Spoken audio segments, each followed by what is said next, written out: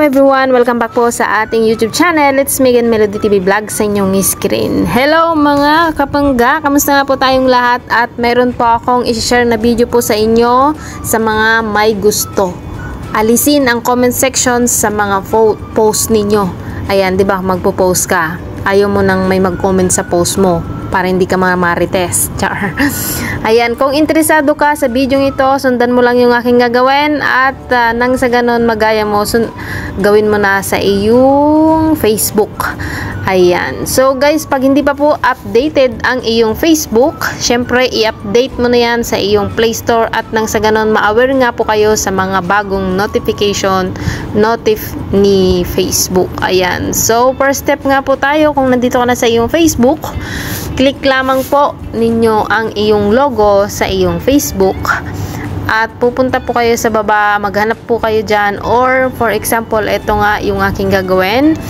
Itong post ko na ito, kung may makikita po kayo dyang tatlong dot sa gilid, click lamang po ninyo yan, and then i-click nyo po dito yung who can comment on your post. Ayan, click lamang po ninyo yan.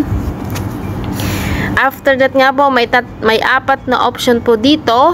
So, syempre, kung gusto mong i-public, may i-public mo yan. At kung ayaw mo naman na may mag-comment, syempre, ito-turn off natin yan. Click lamang po ninyo yung pinakababa. Profile, ayan. Click button blue, and then click lamang po ninyo yung done. Ayan.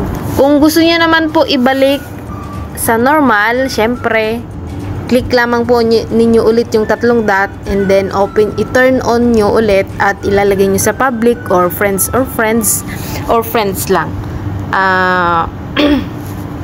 Ganun lamang po ang mag-turn off ng comment section sa ating mga posts dito sa ating Facebook. I hope guys nakatulong itong video ito sa inyo. Ayan, bigyan nyo naman ako dyan ng like, share, comment, at subscribe.